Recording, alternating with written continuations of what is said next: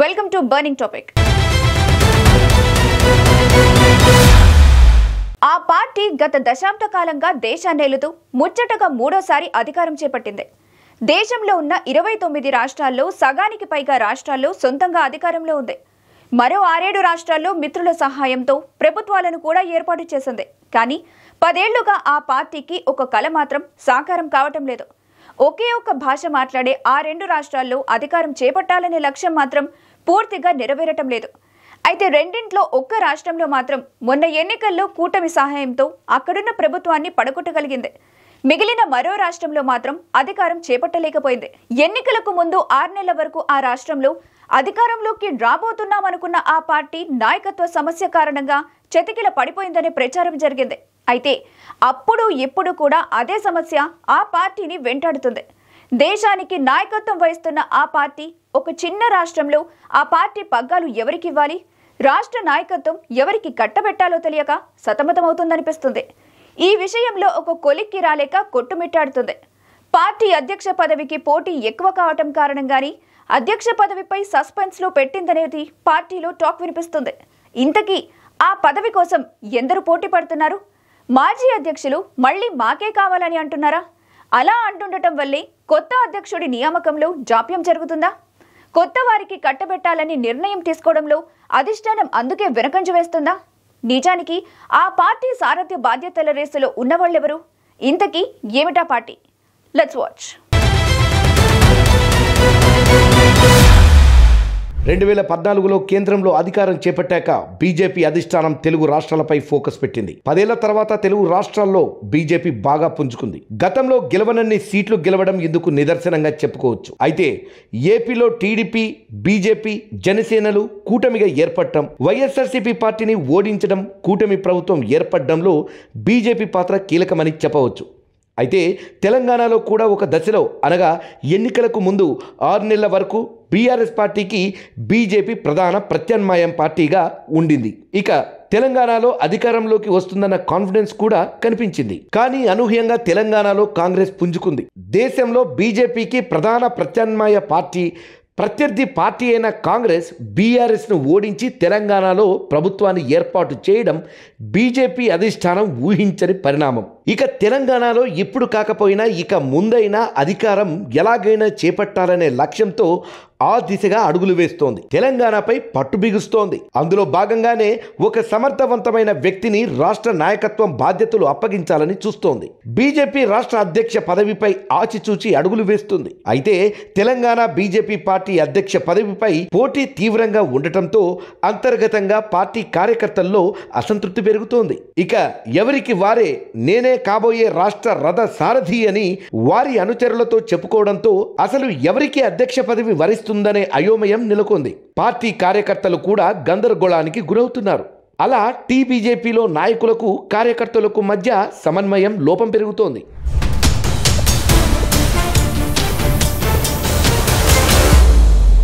రాష్ట్ర అధ్యక్ష పదవి కోసం 7-8 మంది సీనియర్లు పోటీలో ఉండటంతో రాష్ట్ర సారథి విషయంలో ఎటూ తేల్చుకోలేక పెండింగ్లో పెడుతుందనే ప్రచారం జరుగుతోంది. ఇక రాష్ట్ర అధ్యక్ష రేసులో 3 బీసీలు రేసులో ఉన్నారని తెలుస్తోంది. బండి సంజయ్, ఈటల రాజేందర్, ధర్మపురి అరవిందులతో పాటు రఘునందన్ రావు, డీకే అరుణ లాంటి కీలక నేతలు రాష్ట్ర బీజేపీ అధ్యక్ష పదవి కోసం తీవ్రంగా పోటీ పడుతున్నారట. ఓవైపు బీసీ నినాదం, మరోవైపు పార్టీలో సీనియర్లైన నాయకుల మధ్య నాయకత్వ పోరుతో సతమతమవుతున్న రాష్ట్ర బీజేపీ ఈ ట్రయాంగిల్ ఫైట్ కారణంగా ఎవరిని నియమించాలనే విషయంలో ఎటూ తేల్చుకోలేకపోతుంది బీజేపీ అధిష్టానం అనే వార్తలు టీబీజేపీలో వినిపిస్తున్నాయి.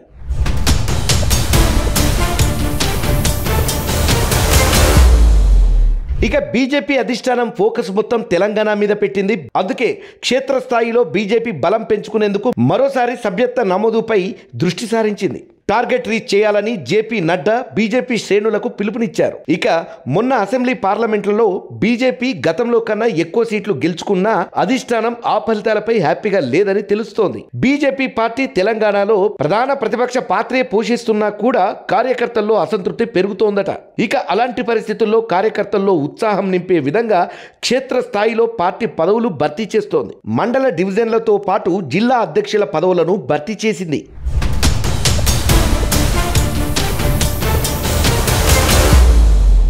ఇక మిగిలింది తెలంగాణ రాష్ట్ర సారథి నియామకం. అయితే తెలంగాణ అధ్యక్ష పదవి బాధ్యతలు ఎవరికి కట్టబెట్టాలనే విషయంలో అధిష్టానం మల్లగుల్లాలు పడుతుంది.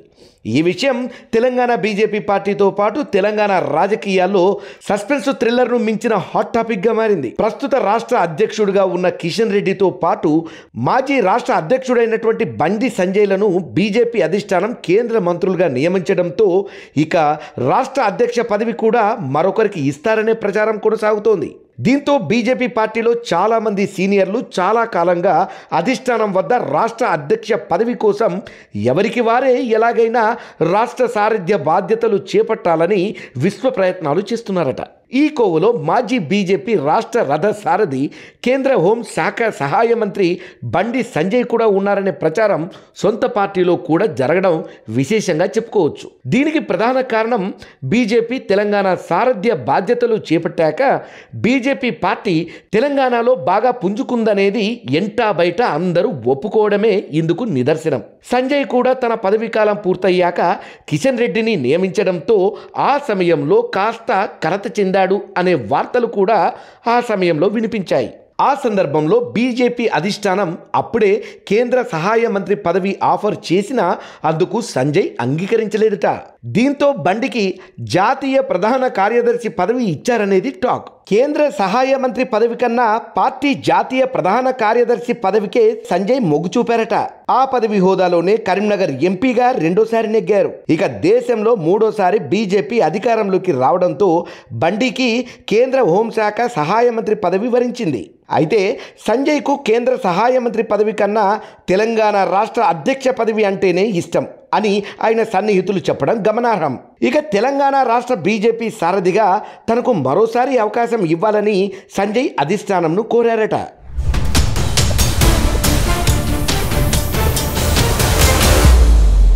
ఓవైపు ఈటెల రాజేందర్ హుజురాబాద్ ఎమ్మెల్యేగా బీజేపీ పార్టీలో చేరి విజయం సాధించడం, ఆ తర్వాత మల్కజ్గిరి ఎంపీగా గెలవడంతో పాటు 20 ఏళ్లకు పైగా తెలంగాణ ఉద్యమంలో కీలకంగా మారి కేసీఆర్ తర్వాత బీఆర్ఎస్లో నెంబర్ 2 ఎదిగి ఎమ్మెల్యేగా పలుమార్లు గెలవడం లాంటి అంశాలతో పాటు తెలంగాణ రాజకీయాల్లో అనుభవం కలిగిన నేతగా బీజేపీ అధ్యక్షునిగా నియమిస్తారనే ప్రచారం జరిగింది. ఇక మరోవైపు సంజయ్ అధ్యక్ష రేసులో ఉండటంతో అధిష్టానం కూడా ఎటు తేల్చుకోలేకపోతుందనేది పొలిటికల్ సర్కిల్స్లో వినిపిస్తున్న మాట.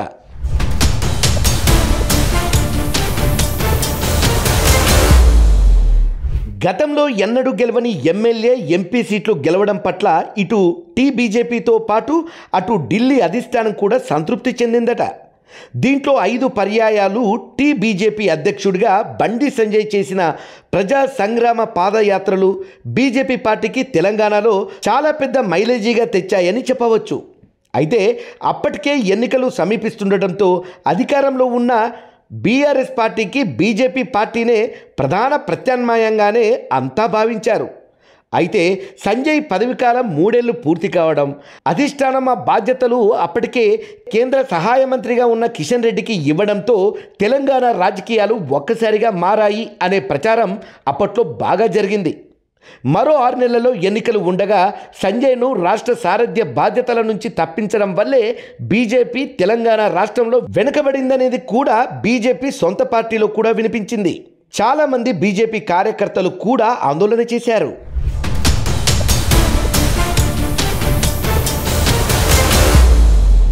ఆ సమయంలో కాంగ్రెస్ బంగాళాఖాతంలో కలిసిపోయిందని ఇటు బీఆర్ఎస్ బీజేపీలు చేసిన ప్రచారాన్ని తిప్పికొడుతూ బీజేపీ ప్రజాదరణను, బీఆర్ఎస్ పట్ల ప్రజల్లో ఉన్న వ్యతిరేకతను కాంగ్రెస్ పార్టీ క్యాష్ చేసుకుని అనూహ్యంగా పుంజుకుంది. బీఆర్ఎస్ పట్ల ప్రజల్లో ఉన్న వ్యతిరేక ఓటును బీజేపీ వైపు మళ్లకుండా తన ఖాతాలో వేసుకునే ప్రయత్నాల్లో కాంగ్రెస్ అధ్యక్షుడు రేవంత్ సక్సెస్ అయ్యారు. 6 గ్యారంటీలు పక్కాగా కాంగ్రెస్ అధికారంలోకి వచ్చిన 100 రోజుల్లో అమలు చేసి తీరుతామంటూ సోనియా, రాహుల్, ప్రియాంక గాంధీలతో తెలంగాణలో డిక్లరేషన్లు డిక్లేర్ చేస్తూ భారీ బహిరంగ సభలతో ప్రచారం చేస్తూ కాంగ్రెస్ రేవంత్ సారథ్యంలో దూసుకుపోయింది. జనాకర్షక 6 గ్యారంటీలకు తెలంగాణలోని అన్ని వర్గాల ప్రజలు ఆకర్షితులయ్యారు. కాంగ్రెస్కి పట్టం కట్టారు. అలాంటి కాంగ్రెస్ అధ్యక్షుడు రేవంత్ తెలంగాణకు మళ్లీ ముఖ్యమంత్రి అయ్యారు. ఇక అదే స్థానంలో ఉండాల్సిన బీజేపీ మాత్రం 3వ స్థానానికి పడిపోయింది. 10 ఏళ్ల బీఆర్ఎస్ పాలనపై ప్రజల్లో ఉన్న వ్యతిరేకత పెరగటం కాంగ్రెస్ కి కలిసొచ్చిందనేది మాత్రం నిజం. అయితే గత 14 నెలలుగా కాంగ్రెస్ ప్రభుత్వం ఇచ్చిన హామీలు నెరవేర్చడానికి అవస్థలు పడుతుంది. ఫలితంగా 6 గ్యారంటీలు 100 రోజుల్లో సంపూర్ణంగా అమలు చేయలేకపోయింది. దీంతో ప్రజల్లో అనతి కాలంలో ఆదరణ కోల్పోతుందనేది కాంగ్రెస్ ను కలవరపెడుతున్న అంశం.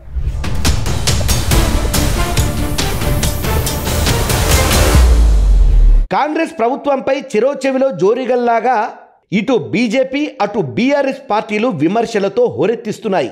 అయితే తెలంగాణ అధికార పార్టీ అమాత్యులు బీఆర్ఎస్ ప్రభుత్వ తీరుతోనే ఈ తిప్పలు ఎదురవుతున్నాయని బీఆర్ఎస్పై ఎదురుదాడి చేస్తున్నారు.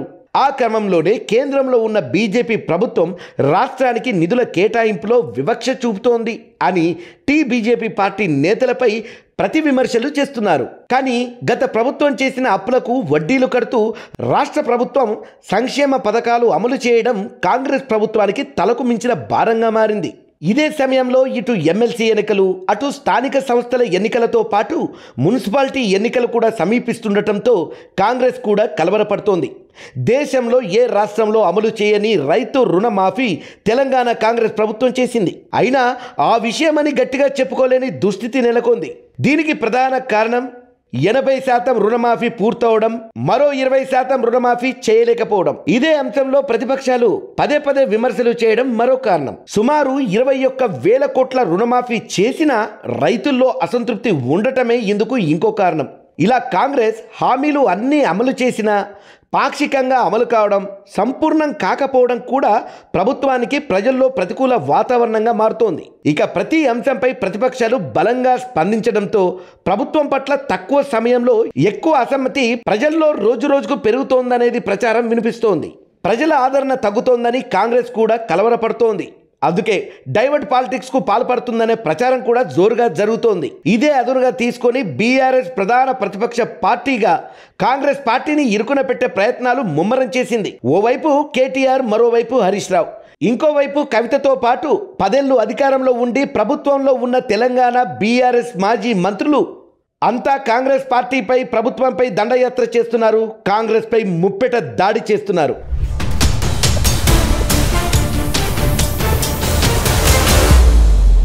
ఇక బీజేపీ పార్టీ కూడా కేవలం 13% ఓటింగ్తో 8 అసెంబ్లీ స్థానాలు గెలిచి ఇక పార్లమెంట్ ఎన్నికల్లో అటు ఓటు శాతాన్ని రెట్టింపు చేసుకొని రాష్ట్రంలో ఉన్న 17 పార్లమెంటు సీట్లలో సగం సీట్లైన 8 ఎంపీలను గెలిచి కాంగ్రెస్ పార్టీకి సమంగా నిలిచి గట్టి షాక్ ఇచ్చింది. అయితే అటు అసెంబ్లీలో కానీ ఇటు బయట కానీ బీజేపీకి రాష్ట్ర నాయకుడు లేని కారణంగా ప్రతిపక్ష రేసులో వెనుకబడుతోందనేది బహిరంగ చర్చ జరుగుతోంది. అదే సమయంలో కాంగ్రెస్ పార్టీ కూడా బీఆర్ఎస్ పార్టీనే ప్రధాన ప్రతిపక్షం అన్నట్టుగా వ్యవహరించడం గమనార్హం.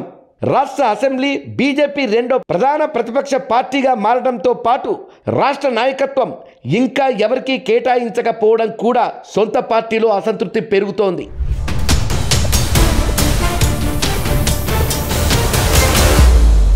అయితే ఇదంతా నాణానికి ఒకవైపు కాగా మరో అంశమైతే బీజేపీలో మాత్రం అధ్యక్ష పదవి కోసం పోటీ ఇంకా తీవ్రంగానే కొనసాగుతుంది. కేంద్రంలో 3వసారి అధికారం చేపట్టిన తర్వాత తెలంగాణలో కూడా బీజేపీ అధికారం చేపట్టాలి అనేదే అధిష్టానం టార్గెట్. అందులో భాగంగానే రాష్ట్ర నాయకత్వం బాధ్యతలు ఎవరికి అప్పగించాలనే విషయంలో ఆచితూచి అడుగులు వేస్తోందని తెలుస్తోంది. రాష్ట్ర అధ్యక్షుడిగా ప్రస్తుతం కొనసాగుతున్న కిషన్ రెడ్డి కేంద్ర కేబినెట్ మంత్రిగా కూడా దేశవ్యాప్తంగా పర్యటించడం లాంటివి కూడా పార్టీకి కొంత ప్రతికూలంగా మారుతోంది. అందుకే అతి తొందరలో రాష్ట్ర అధ్యక్షుడిగా సీనియర్లలో ఒకరిని నియమించడానికి కసరత్తు చేస్తోంది. ఫుల్ టైమర్గా అందరికీ అన్ని వేళలా అందుబాటులో ఉండే బీజేపీ రాష్ట్ర అధ్యక్షుడిగా నియమించే ప్రక్రియ పూర్తయిందని తెలుస్తోంది. ముఖ్యంగా రాష్ట్ర అధ్యక్ష పదవి రేసులో పార్టీలో చాలా మంది సీనియర్లు తమకే కావాలని పట్టుబడుతుండటంతో కాస్త ఆలస్యం అవుతోందట. దీంతో అధ్యక్ష పదవి కోసంతో పాటు జాతీయ అధ్యక్షుడు నడ్డా దగ్గర, అమిత్ షా దగ్గర తమ ప్రయత్నాలు తీవ్రంగా చేస్తున్నట్లు తెలుస్తోంది. ఇక బండి సంజయ్ తనకు మరోసారి రాష్ట్ర అధ్యక్ష బాధ్యతలు ఇవ్వాలని అధిష్టానాన్ని కోరినట్లు తెలుస్తోంది. మల్కజ్గిరి ఎంపీగా గెలిచిన ఈటల రాజేందర్ పేరు అధ్యక్ష రేసులో ముందున్నట్లు కూడా ప్రచారం జరుగుతోంది. మొదటి నుంచి పార్టీలో ఉన్నాం, మాకు అధ్యక్ష పీఠం కావాలి అని ప్రస్తుత ఎంపీలు ధర్మపురి అరవింద్, రఘునందన్ రావు, డీకే అరుణలతో పాటు మరికొందరు అధిష్టానంపై ఒత్తిడి చేస్తున్నారట. అయితే ఫైనల్ గా ముగ్గురు పేర్లను అధిష్టానం ఫైనల్ చేసిందని పార్టీలో ప్రచారం జరుగుతోంది. వారిలో ఎవరో ఒకరిని రేపో మాపో ప్రకటిస్తారని కూడా ఇటు పార్టీలో అటు బయట కూడా వినిపిస్తోంది.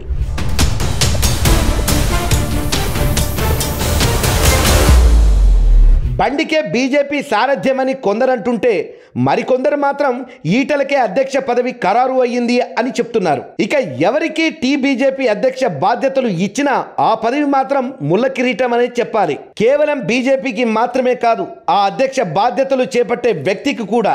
ఎందుకంటే తెలంగాణలో ఇప్పుడు కాంగ్రెస్ వర్సెస్ బీఆర్ఎస్ అన్నట్లుగా రెండు పార్టీలు కూడా బీజేపీ పార్టీని డ్రాగన్ చేసేలా ప్రయత్నిస్తున్నాయి. బీఆర్ఎస్ కూడా ప్రజల్లో కాంగ్రెస్ పట్ల వ్యతిరేకత పెరుగుతోందని, ప్రజలు బీఆర్ఎస్ పాలన బాగుంది అని అంటున్నారని చెప్పుకుంటోంది. తెలంగాణలో రాబోవు స్థానిక సంస్థల ఎన్నికలతో పాటు మున్సిపల్ ఎన్నికల్లో ఇటు అధికార కాంగ్రెస్ పార్టీని, అటు 10 ఏళ్లు అధికారంలో ఉండి ఇప్పుడు ప్రధాన ప్రతిపక్ష పార్టీగా ఉన్న బీఆర్ఎస్ పార్టీలను సమర్థంగా ఎదుర్కొనే నాయకుడు రాష్ట్ర అధ్యక్షుడు కావాలి. రానున్న ఎన్నికల్లో బీజేపీ పార్టీని గెలిపించగలగాలి. బీజేపీ సత్తా చాటాలి. ప్రధానంగా అసెంబ్లీ 2023కి ముందు ఉన్న ఊపును తిరిగి తీసుకురావాలి. బీజేపీనే ప్రజలకు ప్రత్యామ్నాయమని మరోసారి ప్రజల్లో ఆలోచన కలిగేలా పార్టీని సమాయత్తం చేయాలి.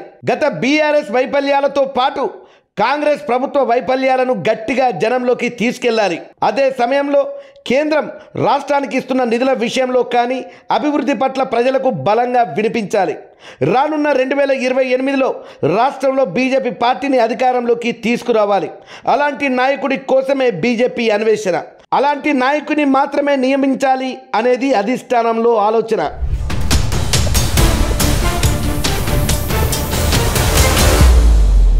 బీజేపీ అధిష్టానం రాష్ట్ర బీజేపీ రథసారథి ఎవరిని నియమించాలనే అన్వేషణ పూర్తయిందట. అధ్యక్షుడు ఎవరనేది కూడా నిర్ణయం జరిగిపోయిందట. కేవలం ఏకాభిప్రాయం కోసమే కాస్త సమయం తీసుకుంటున్నారట. ఆ ప్రక్రియ కూడా అయిపోయిందట. ఇక రేపో మాపో లాంఛనంగా పేరు మాత్రమే ప్రకటించడం మిగిలి ఉందనేది మాత్రం బీజేపీ పార్టీల్లో జరుగుతున్న చర్చ. చూడాలి. తెలుగు రాష్ట్రాల్లో అధికారం చేపట్టే దిశగా అడుగులు వేసిన బీజేపీ అధిష్టానం ఆంధ్రాలో కూటమి పెట్టి జగన్ను ఓటమి పాలు చేసింది. అలాగే తెలంగాణలో ఎలాగైనా అధికారం చేపట్టే దిశగా అడుగులు వేస్తుంది. ముఖ్యంగా బీజేపీ రాష్ట్ర అధ్యక్షుడిగా అందరికీ ఆమోదయోగ్యమైన వ్యక్తినే నియమిస్తారని తెలుస్తుంది. అయితే ఈ ట్రయాంగిల్ ఫైట్లో ఓవైపు సంజయ్, మరోవైపు ఈటెల చెరోవైపుగా ఉండటంతో పాటు మరికొందరు సీనియర్లు అధ్యక్ష స్థానం కోసం పోటీలో కూడా ఉన్నారు. ఇక బీజేపీ అధిష్టానం ఎవరికి మొగ్గు చూపుతుందో వేచి చూడాల్సిందే.